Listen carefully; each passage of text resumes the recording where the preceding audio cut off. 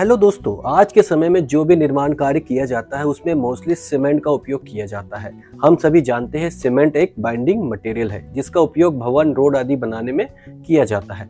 परंतु क्या आप जानते हैं सीमेंट फैक्ट्री में किस चीज से बनता है तथा इसे कैसे बनाया जाता है? तो चलिए जानते हैं इस इम्पोर्टेंट वीडियो में कि सीमेंट बनाने में किस चीज की आवश्यकता होती है। तो दोस्तों, वीडियो को स्टार्ट करने से पहले आपसे रिक्वेस्ट है, वीडियो को बिना स्किप किए अंत तक आप जरूर देखें ताकि आपको सीमेंट बनाने की कंप्लीट प्रोसेस अच्छे से समझ में आ जाए। तो सबसे पहले सीमेंट बनाने के लिए लाइमस्टोन मींस चूना पत्थर की आवश्यकता होती है, जिसके लिए सीमेंट कंपनियां लाइमस्टोन वाली जमीनों में खुदाई कर ब्लास्टिंग करवाती है। फिर चट्टानों के छोटे छोटे पत्थरों को जेसीबी के द्वारा ट्रक में लोड करती है और दोस्तों स्टोन क्रशर तक उसे लेकर आती है। उसके बाद दोस्तों लाइमस्टोन को माइंस से प्लांट के लिए बाई रोड भेजा जाता है। परंतु जब प्लांट से माइनिंग की दूरी अधिक होती है, जैसे हमारे केस में 21 किलोमीटर्स है, तब लाइमस्टोन को बाई रोड प्लांट भेजना बहुत ही ज्यादा एक्सपेंसिव एवं टाइम टेकिंग होता है। इसलिए सीमेंट कंपनियां suitable transport like conveyor belt के द्वारा लाइमस्टोन को कंटिन्यूसली माइनिंग से प्लांट ट्रांसपोर्ट करती है। इस कन्वेयर बेल्ट के सेटअप के लिए 21 किलोमीटर्स तक कंप्लीट सिविल कंस्ट्रक्शन किया जाता है। उसके बाद मैकेनिकल फैब्रिकेशन कर और एलिमेंट्स को इलेक्ट्रिकल कंपोनेंट्स के द्वारा सेफ्टी के साथ रन किया जाता है। साथ ही साथ लाइमस्टोन की जो गुणवत्ता होती है उसकी जांच को सुनिश्चित किया जाता है, तभी मटेरियल को माइनिंग से प्लांट के लिए फर्दर प्रोसेस के लिए भेजा जाता है। जब रॉ मटेरियल प्लांट में आ जाता है तब कन्वेयर बेल्ट जो है वह स्टेकर मशीन से जुड़ा होता है और स्टेकर मशीन लाइमस्टोन की कुछ इस प्रकार से पाइल बनाती है, जिसमें एक पाइल मींस एक ढेर में लगभग 10,000 मीट्रिक टन मटेरियल स्टोर होता है। इसके बाद इन पाइलों में रिक्लेमर मशीन वर्क करती है, जो कि दोस्तों रॉ मटेरियल को प्रॉपर तरीके से अच्छे से मिक्स करती है ताकि मटेरियल की क्वालिटी एक जैसी हो जाए। मींस जो क्लिंकर हम बनाएंगे वह एक समान रूप से जो है बनना चाहिए। इसके बाद लाइमस्टोन को हॉपर्स में फीड किया जाता है। साथ साथ कुछ एडिटिव्स लाइक लेटराइट और बॉक्साइट को भी हॉपर्स में फीड किया जाता है। आपको बताना चाहता हूँ, लेटराइट एवं बॉक्साइट में आयरन ऑक्साइड और एल्यूमिना पाया जाता है, जो कि सीमेंट बनाने के लिए बहुत ही ज्यादा जरूरी घटक होते हैं। इसके बाद तीनों मटेरियल को वे बेल्ट फीडर के द्वारा प्रॉपर वेट के साथ 95% लाइम और 5% एडिटिव्स के साथ मिक्स करके VRM means vertical roller mill में फीड किया जाता है। इस वीआरएम मिल की जो कैपेसिटी होती है वह 50 to 250 टन पर आवर होती है। इसके बाद ग्राइंड हुए मटेरियल को होमोनाइज्ड करने के लिए अगेन ब्लाइंडिंग सेलो में फीड किया जाता है। इसके बाद सेलो से मटेरियल को एलिवेटर के द्वारा सीधा प्री हीटर साइक्लोन के टॉप में फीड किया जाता है।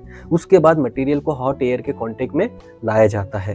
टॉप साइक्लोन में टेम्परेचर 300 डिग्री सेल्सियस होते हुए धीरे धीरे बढ़ता हुआ नीचे साइक्लोन में 850 डिग्री सेल्सियस टेम्परेचर हो जाता है। इसके बाद यह जो आप प्री हीटर देख रहे हैं इसमें 95% केमिकल रिएक्शंस कंप्लीट हो जाते हैं। इसके बाद दोस्तों जो रिमेनिंग 5% प्रोसेस होती है वह किल्न के अंदर होती है। इसके बाद यह मटेरियल को किल्न में फीड किया जाता है और किल्न एक रोटरी फर्नेस होती है जिसके अंदर का टेम्परेचर या तापमान 1300 डिग्री सेल्सियस से 1400 डिग्री सेल्सियस तक रहता है। दोस्तों इस किल्न में टेम्परेचर बनाए रखने के लिए कोल को नोजल के द्वारा फायर करते हैं।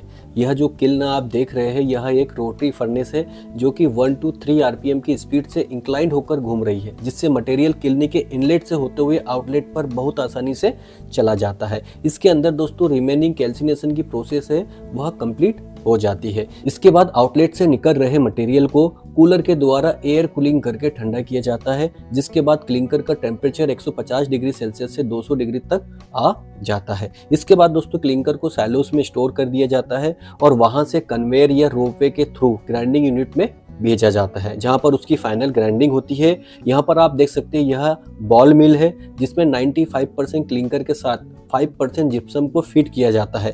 जिप्सम सीमेंट की सेटिंग टाइम को बढ़ाता है ताकि सीमेंट मसाले को लगाने में पर्याप्त टाइम मिल सके। इसके बाद इस मिल से मटेरियल ग्राइंड होकर सेपरेटर में जाता है जो कि फाइन पाउडर को कलेक्ट कर लेता है और कोर्स पाउडर को रीग्राइंडिंग के लिए मिल में भेज देता है। इसके बाद दोस्तों फाइन पाउडर को सीमेंट सैलोस में स्टोर कर लिया जाता है।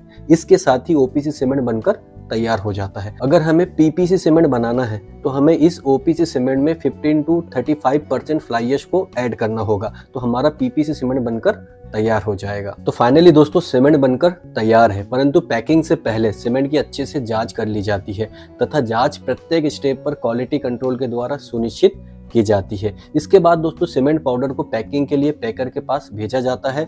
नोजल से एयर प्रेशर के द्वारा 50 kg का सीमेंट बैग सेकंडों में भरकर तैयार हो जाता है और कन्वेयर बेल्ट पर ऑटो लोड होकर आगे लोडिंग के लिए चला जाता है। लोडिंग होने से पहले प्रत्येक बैग पर वीक, मंथ और ईयर प्रिंट किए जाते हैं ताकि हम डेट को चेक करके सीमेंट का उपयोग कर पाए।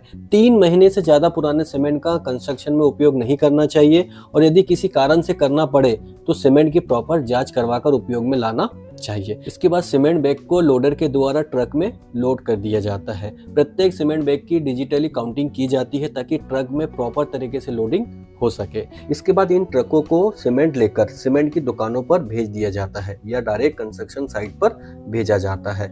आई होप फ्रेंड्स आपको यह जानकारी अच्छे से समझ में आ गई होगी कि कैसे सीमेंट को बनाया जाता है।